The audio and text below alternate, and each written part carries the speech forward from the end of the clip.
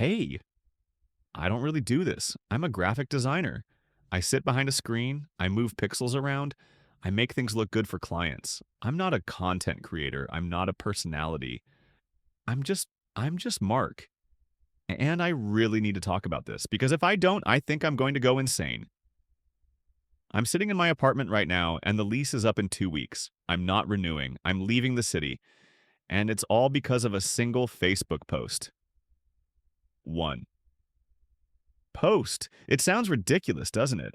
It sounds like the dumbest, most internet problem to have. But this thing, it didn't just end my relationship of 4 years, it destroyed it. It nuked it from orbit. And it showed me exactly who I was living with, who I was building a life with, or who I thought I was building a life with. Her name is Chloe, she's 29. We've been together since I was 27. We've lived in this apartment for 2 years. And our relationship, I always thought it was solid. You know, we had our rhythm. I have my stable design job, I work from home, I pay the bills, I'm the steady one. She, she's the dreamer, and I loved that about her. I really did. About 18 months ago, she decided she didn't want to work her 9 to 5 admin job anymore. She wanted to be a life coach, a motivational speaker, a manifestation guide. And I supported that. I really, really did. I paid the rent, all of it, so she could focus on building her brand. I bought her the good microphone for her podcast. I helped design her logo and her website, all for free, obviously. I sat through countless webinars she was hosting where she had like 5 people attending, and I'd be in the chat cheering her on, acting like she was Tony Robbins. I believed in her, or at least I believed in her happiness, her social media. It was her life. It was all about the grind, building your empire, leveling up. Her Instagram and Facebook were just a constant stream of motivational quotes plastered over stock photos of mountains. She had about 12,000 followers who hung on her every word. I'm not on social media much. I have a Facebook account to keep up with my aunts and uncles and a Behance profile for my design portfolio. I'm a private person. I find that whole world exhausting. But I was happy she was happy. Things were fine. We were comfortable. At least I thought we were. Then, about 6 weeks ago, it was a Tuesday night. I had just finished a huge project for a client, a whole branding package. I was fried. I remember I came out of my office and Chloe was on the couch, just scrolling intensely on her laptop. She was in her zone. She had this big sigh, like this really dramatic, world-weary sigh. I asked, "What's up? Everything okay?" And she just waved her hand, didn't even look up. Just thinking. This webinar was really eye-opening. I didn't think anything of it. I said, "Okay," went to the kitchen to make dinner. I was chopping onions and my phone buzzed in my pocket. It was a Facebook notification. Someone had tagged me in a post. I figured it was my aunt, tagging me in a picture of her cat again. I opened it. It was from Chloe, posted publicly to her 12,000 followers. She hadn't tagged me, but one of our mutual friends had, with just a wow mark. The post, it was a long one. It started with, "Just finished an amazing Women in Leadership webinar, and I am so vibrating with high energy inspiration. It's so powerful to see what people can achieve when they are truly driven." My stomach dropped before I even got to the next part. It really makes you evaluate your own life, you know? It makes you look at the people around you. Sometimes I honestly wish my partner had half the drive and ambition of these incredible CEOs. It's so hard carrying the ambition and the vision for 2 people in a relationship. A reminder to all my boss babes, don't let someone else's comfort zone become your cage.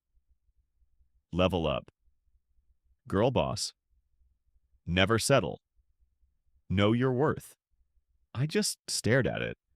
I was standing in our kitchen. I could hear her typing in the next room.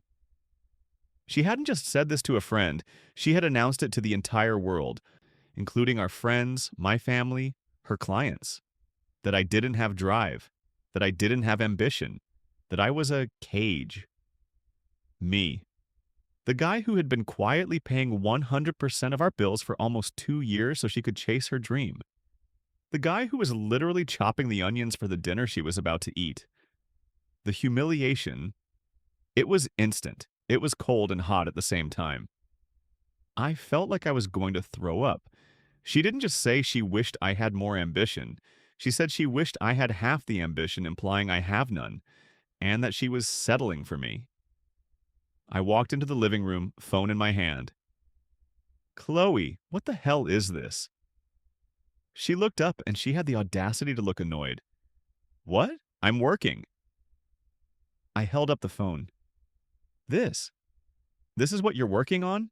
Telling 12,000 people that I'm a lazy, unambitious loser? Her face paled. She didn't think I'd see it that fast. Oh my God, Mark. It's not about you. It's just a general feeling. It's for my brand. My partner? You said my partner. Who else would that be? You told everyone you're settling for me. She started to get defensive, that high-pitched tone she gets. You're being so sensitive. It's just content. You don't understand the pressure I'm under to be authentic and vulnerable. Vulnerable. Right. I just stood there and my brain just went silent. All that love, all that support I'd given her, it just curdled. It turned into ice. I thought about it for maybe 10 seconds. And I did the one thing I know I'm going to be judged for. But God, it felt justified. I opened the post, heard 12,000 followers, her boss babes, her family, my family. And I commented. I wrote, that's funny. I was just thinking I wish my partner actually contributed to the rent instead of just talking about drive. But hey, those webinars don't pay for themselves, right? Real talk, paying the bills. Who is settling here? Her head snapped up. The look on her face, it wasn't sadness. It wasn't remorse. It was pure, unadulterated rage. What did you do? I made a joke, Chloe. Content. Just being authentic and vulnerable. She grabbed her laptop, her fingers flying. She deleted the entire post within 30 seconds, but it was too late. The friend who tagged me had already screenshotted it, and I had too. You embarrassed me, she screamed. You humiliated me in front of my clients. The irony was so thick I could barely breathe. I embarrassed you. You just told the entire world I'm a burden you're settling for. You think that's good for my career? My clients follow you. My family follows you. She couldn't see it. She genuinely could not see the hypocrisy. That's different. I was expressing a feeling. You were just being cruel and vindictive. You're trying to destroy my business. She grabbed her keys and stormed out, screaming that she was going to stay at her friend's house. And I just stood there, in the kitchen, with the onions half chopped, and my whole world just tilted. That was just the beginning. It got so much worse from there. This is a lot. This is already way longer than I thought it would be. I have so much more to say. This first part, this was just the spark. The next few weeks were a war. I don't know if this is even interesting. So she left. She stormed out. I slept on the couch. Or rather, I sat on the couch. I just sat there all night in the dark, replaying that post in my head. Don't let someone else's comfort zone become your cage. A cage. For 4 years, I thought I was her partner, her support system. Turns out I was just her zookeeper. I felt so stupid. I felt like a fool. The worst part was the silence. The apartment was so quiet, and all I could hear was that phrase, never settle, just echoing in my head. I didn't text her. I didn't call. Honestly, I didn't know what to say. What do you say to that? Hey, just checking in to see if I'm still your cage? She came back the next morning. I was still on the couch, in the same clothes. I must have looked awful. She walked in, holding a ridiculously expensive coffee, not one for me, of course. She didn't look sorry. She looked calculating. She had her life coach mask on, composed, calm, slightly condescending. She sat on the chair opposite me and started in this soft, therapy-like voice. Mark, we need to talk about your energy. I just looked at her. My my energy? Chloe, did you read what you posted? She held up her hand. Stop. I've already processed that. I was speaking my truth and you reacted with scarcity and anger. You brought a very dark, low vibrational energy into my space, and you did it publicly. I literally had no words. She was gaslighting me. She was telling me that my reaction to her public humiliation was the problem, not the humiliation itself. And then my phone started. It wasn't her, it was everyone else. I guess in the time she was gone, she'd been busy. She'd been spinning the story. My phone started buzzing with Instagram DMs and Facebook messages. It wasn't from my friends. It was from her followers, her boss babe army. Messages like, "It's so sad to see an insecure man try to tear down a strong, successful woman. Chloe is a beacon of light, and you're just trying to dim her shine because you're threatened. You should be ashamed of yourself using money to try and control her. That's financial abuse." Financial abuse? Me? I was getting messages from people I had never met, total strangers, telling me I was abusive and insecure. She had framed my comment about the rent, the true comment about the rent, as me being a controlling monster.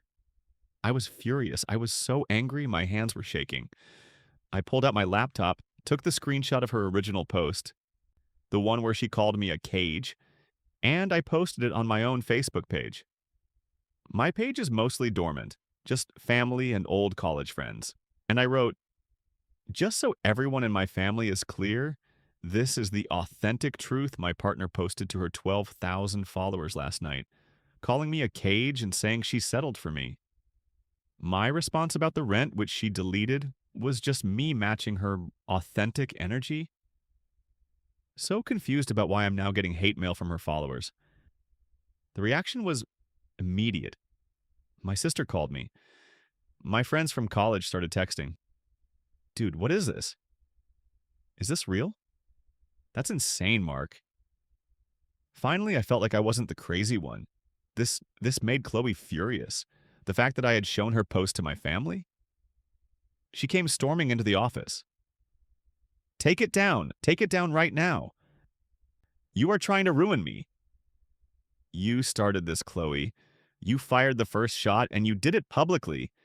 You can't just light my reputation on fire and then get mad when I try to put it out. She was screaming. I was yelling.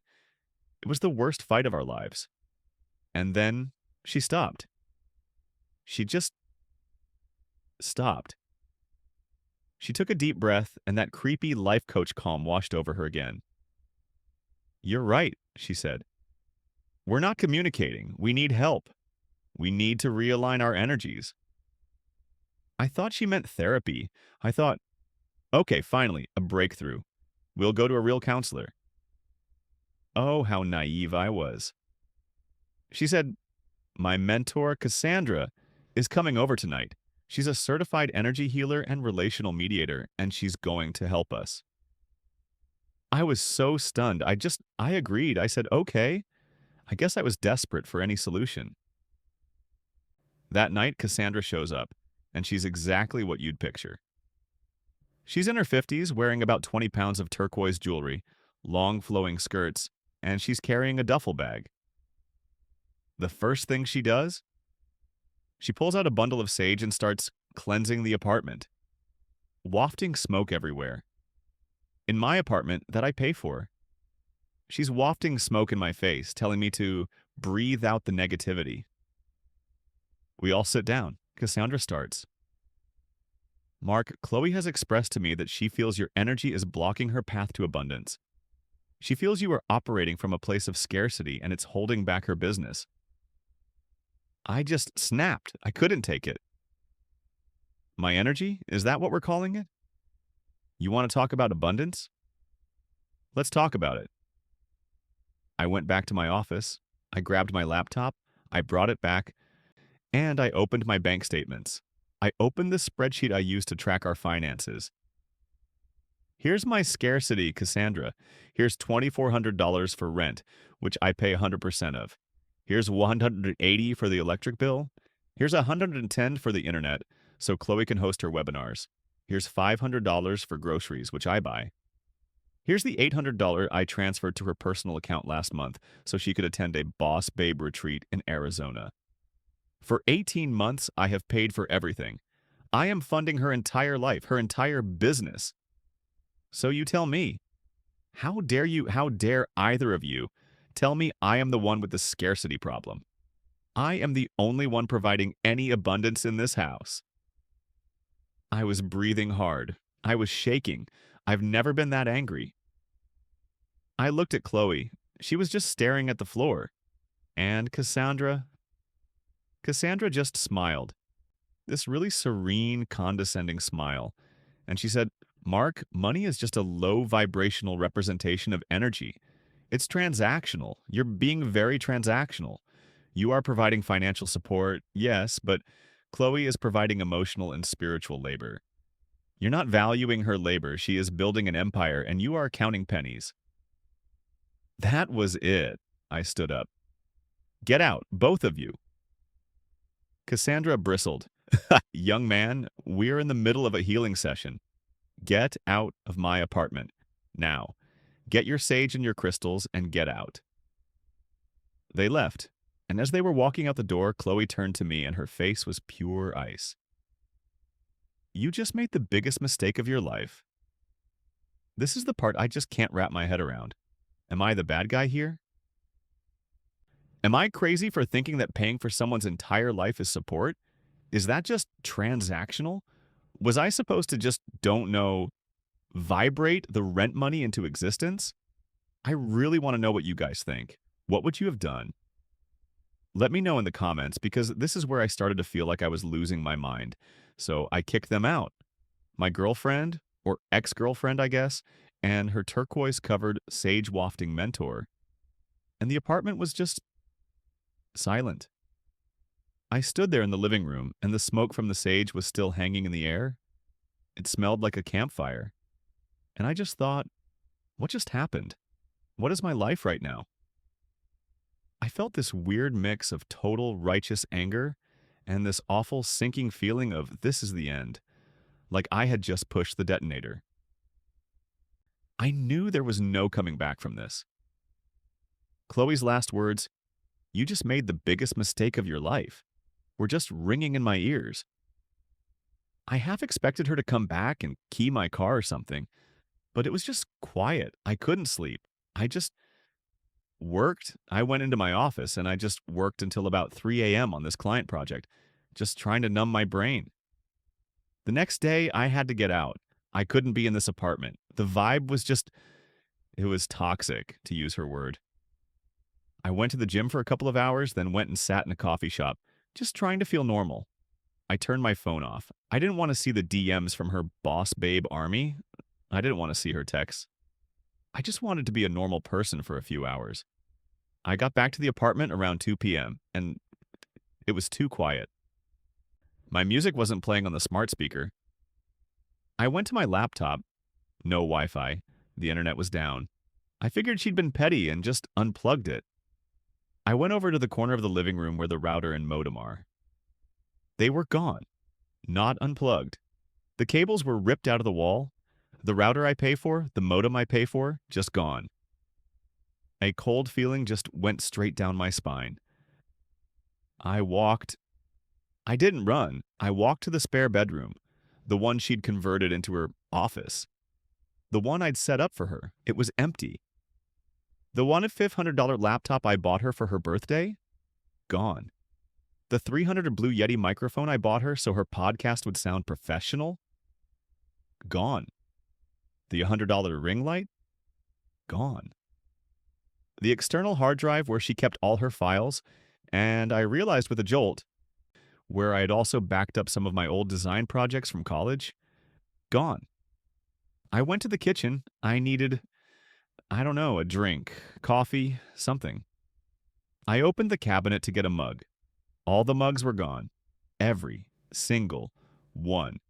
The ones we bought at Target, the ones my sister gave us for Christmas, the funny one I had with a design joke on it, all of them. Except one, the one I'd been drinking from the night before. It was still on the living room floor with cold coffee in it. She had left me one. One single dirty mug. And taped to the inside of the empty mug cabinet was a piece of paper. It was her official Chloe Coaching letterhead. Her logo was at the top, and it was a handwritten note. It said, "Mark, I am reclaiming the energetic tools of my trade that you were holding hostage with your scarcity mindset. I am releasing your negative transactional energy from my life and stepping fully into my abundance. This is not theft. This is an energetic realignment. I have taken what is mine by energetic right. I release you." Energetic realignment. She energetically realigned my laptop. I was looking at over $2,000 worth of stolen electronics. I called her, straight to voicemail. I texted her, "Chloe, you have 1 hour to bring back the laptop, the hard drive, and my router, or I am filing a police report for theft." Her response? It wasn't a text. About 10 minutes later, I got an email. It wasn't from her. It was from Cassandra, the mentor. It was an email, a formal email. Subject: cease and desist. It said, "Mr. and Mark's last name. I am contacting you on Miss Chloe's last name's behalf as her spiritual and business advisor. She is feeling threatened and harassed by your aggressive communications. She will not be returning the items as they were energetic gifts freely given to support her business, which you are now attempting to transactionally revoke in a fit of masculine rage. This is a form of financial control. Cease and desist all contact immediately, or we will be forced to pursue a restraining order for harassment." A restraining order? Me. Harassing her. After she broke into my apartment, she had a key, but still, and stole $2,000 worth of my stuff. That was it. I was done. I printed the email. I grabbed her handwritten, energetic realignment note. I went into my office and printed the receipts for the laptop, the microphone, and the hard drive, all of which had my name and my credit card on them. I went down to the local precinct, and I filed a police report for theft. The officer, I have to give him credit, he tried so hard not to laugh. "So let me get this straight, sir. Your girlfriend, who is a life coach, energetically realigned your laptop and your Wi-Fi?" And I just looked at him, dead-eyed, and said, "Yes. And all my coffee mugs. Here are the receipts." And he just sighed and said, "Domestic disputes are the worst, man.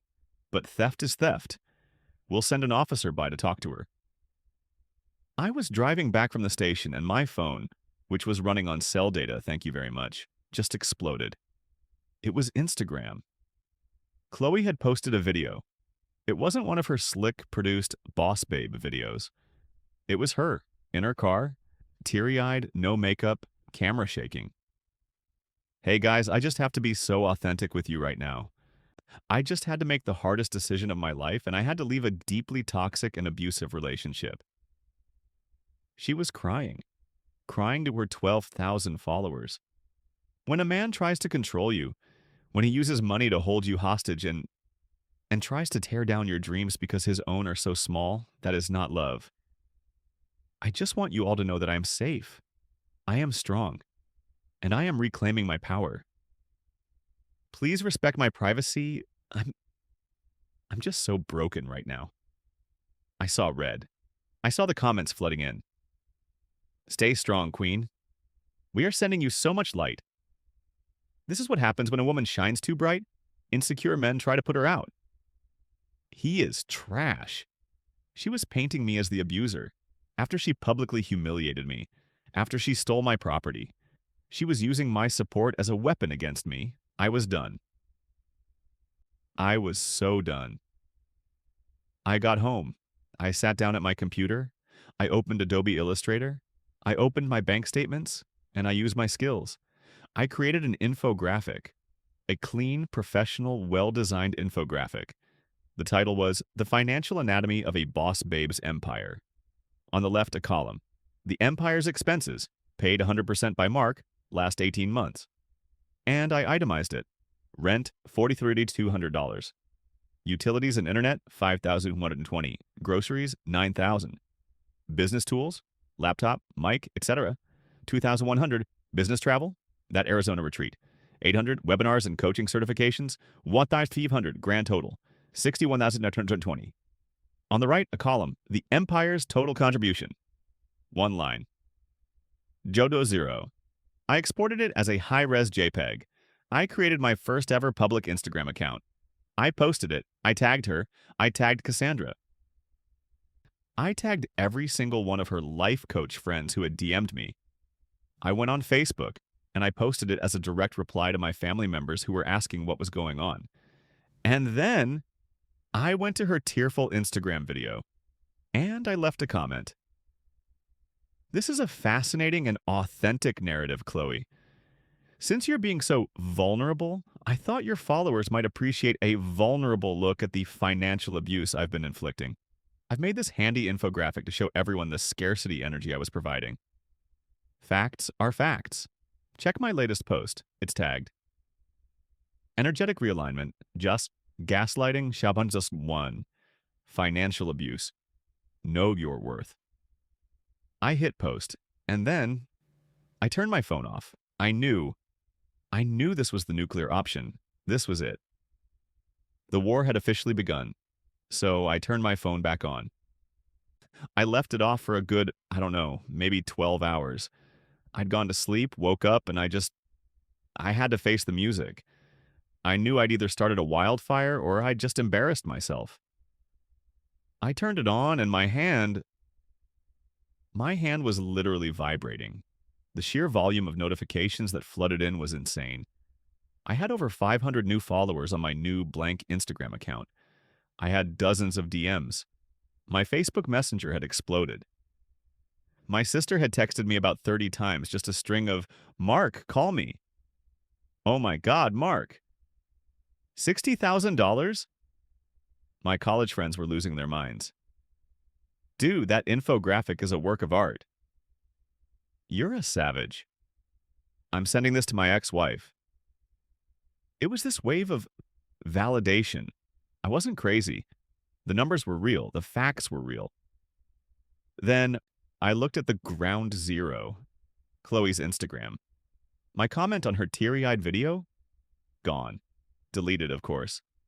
And I was blocked. I couldn't see her profile, her posts, anything. But the damage was done.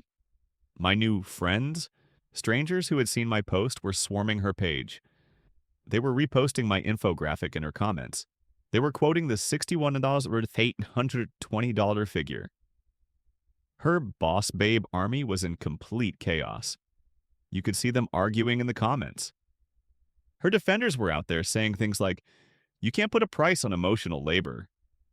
He's a toxic, fragile man, and these receipts are just another form of abuse. She gave him her youth." But for every one of them, there were 3 others just saying, "Wow, so you built your empire by stealing from your boyfriend? That's not boss babe, that's boss baby. Give him back his laptop, you energetic thief." Her brand, this whole illusion she had built, it was shattered. All the authenticity she preached couldn't stand up to one single, well-designed JPEG of actual facts. I felt good. I felt vindicated. For about an hour. Then I got a phone call. It was the officer I'd filed the report with. His voice was tired. "Mr. Mark's last name. We paid a visit to the address your ex-girlfriend is staying at. Some woman named Cassandra. They refused to open the door. They spoke to us through the door, said you were a disgruntled ex-partner, and that all the items were compensation for emotional labor and business consulting services. They've formally accused you of harassment and stalking and said if you contact them again, they're filing a restraining order." I was stunned. So, that's it. She just gets to keep my laptop, my hard drive, my router? The officer sighed. "Sir, at this point, this is a civil matter. It's a domestic dispute. Your best bet is to take her to small claims court.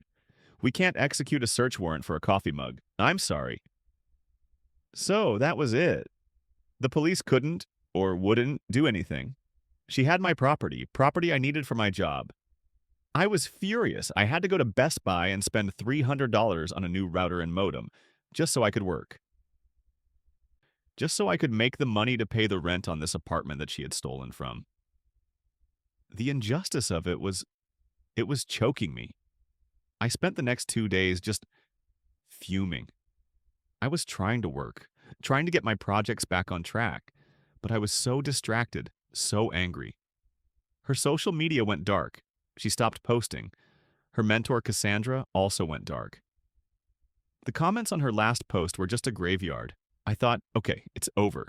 She's embarrassed. She's hiding. I'll file the small claim suit, I'll get my money, and I'll move on.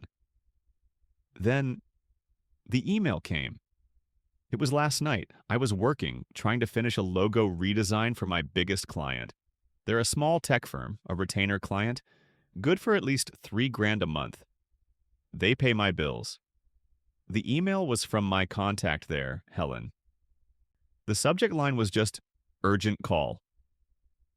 My stomach turned to lead. I opened it. It was short. Mark, I need you to call me as soon as you get this.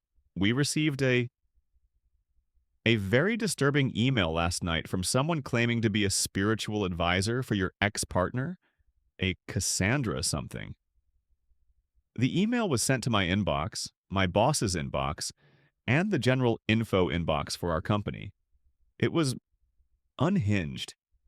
It accused you of financial abuse, emotional instability, and deep-seated misogynistic rage. It said you were under investigation for stalking and that our company should sever all ties with you or risk being associated with your dark transactional energy. Mark, I need to know what is going on. This is wildly unprofessional. I felt the blood drain from my face. This wasn't Instagram. This wasn't Facebook. This was my career. This was my reputation. They hadn't just stolen my property. They hadn't just slandered me to 12,000 strangers. They were now actively, maliciously trying to destroy my livelihood. They were trying to get me fired. They were trying to take away my abundance, my only source of income, the very income they had just accused me of using against her. The hypocrisy, the venom of it. I've never felt anything like it.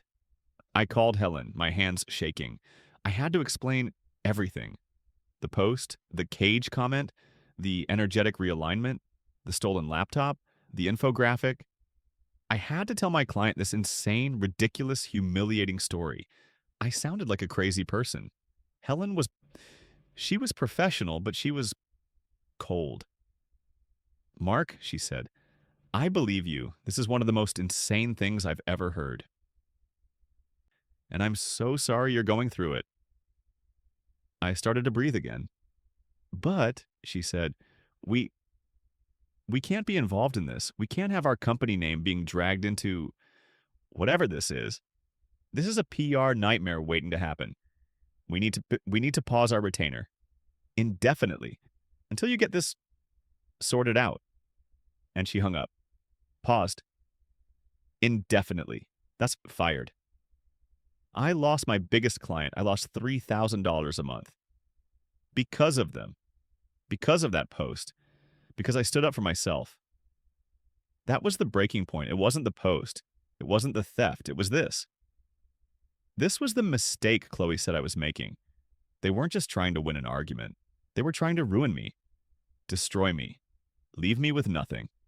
I stood up from my desk. I walked into the empty kitchen, looked at that one, single, dirty coffee mug she left me, and I laughed. It was this awful, empty laugh. You want to play scarcity? I said out loud to the empty room. Fine, let's play. I knew right then I wasn't just going to file a small claim suit. I wasn't just going to move out. I was going to finish this. This wasn't about the money anymore. It was about the principle. This was about everything. So I lost my job. My main client, my $3,000 a month retainer that paid for this entire apartment, This entire life I'd been supporting, gone. Because they crossed a line. They didn't just attack me, Mark the ex-boyfriend. They attacked Mark the designer. They attacked my livelihood. And that's where this stopped being a breakup and started being something else. It wasn't about the money. It wasn't about the 61,020. It wasn't even about the stolen laptop, though I was furious about that. It was about the fact that they tried to ruin me. They tried to paint me as the abuser, the stalker, the unstable one, all to cover up what she did. And they tried to make sure I couldn't even work. That was the mistake she was talking about. This was the plan. So I didn't just get mad, I got organized. The first thing I didn't just file a small claim suit. Small claims is for coffee mugs and remote controls. This was targeted, malicious interference with my business. That's a real thing. I took my $61,020 infographic. I took the energetic realignment note. I printed the email from Cassandra to my client. I printed the retainer paused email from Helen. I took my police report for the stolen items. And I found a lawyer. Not just any lawyer. A friend of a friend recommended this guy who specializes in defamation and business litigation. A pit bull. I paid him a $1,500 of retainer, money I barely had thanks to Helen, and I said, go get them. This wasn't small claims. This was a full-blown civil suit.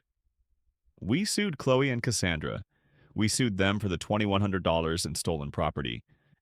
We sued them for defamation, and we sued them for tortious interference with business, which is the official legal term for they called my boss and got me fired. We didn't ask for a small amount. We sued them for $50,000 in damages and lost income. The reaction was immediate. Not from them, but from the internet. That infographic, it just never stopped spreading. It got picked up by some of those anti-MLM and scam-buster YouTube channels. People started digging. They found out her certification was just a $49 webinar she bought. They found out Cassandra's Energy Healing Institute was a P.O. box in a strip mall. Her 12,000 followers? They started dropping, fast.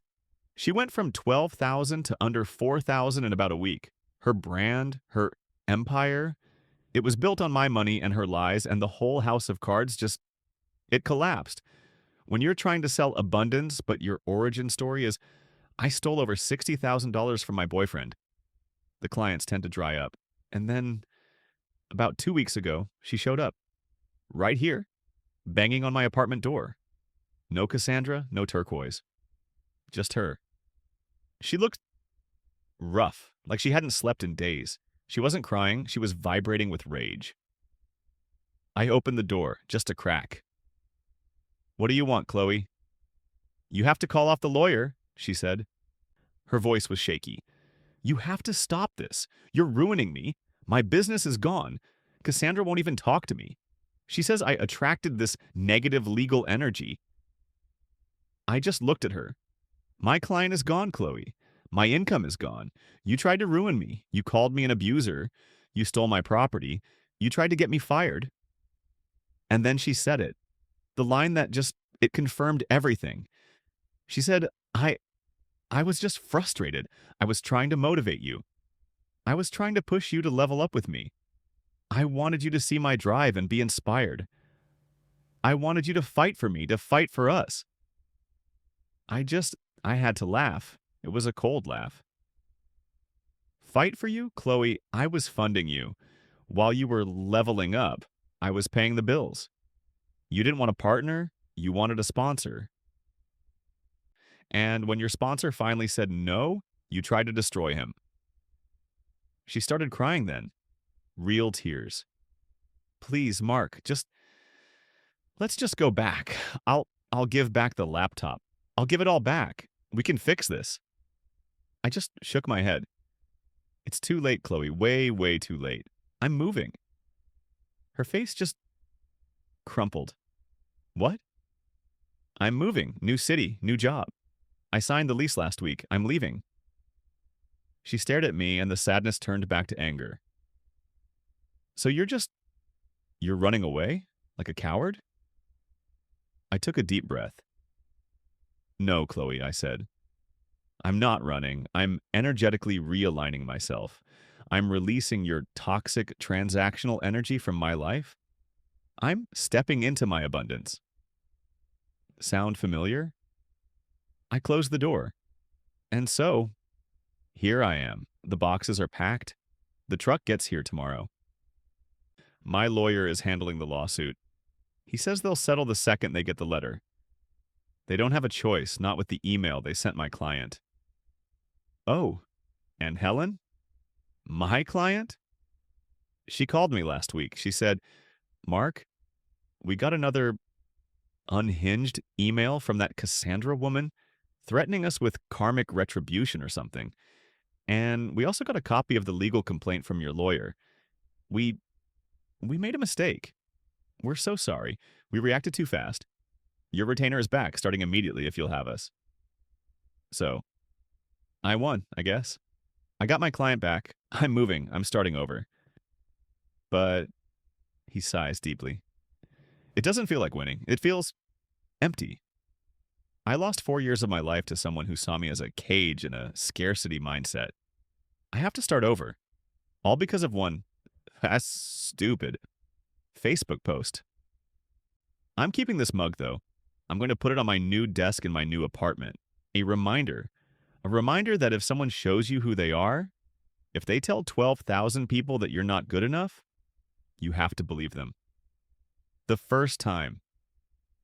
So that's it. That's the whole story. I still don't know if I did the right thing. Was the infographic too much? Was the lawsuit petty? Did I go too far? Or was it all justified? I need to know what you would have done. Am I the bad guy here? Was I the toxic one? Please let me know your opinion in the comments below. I'm going to read them all. I really need to know. Okay, thanks for listening.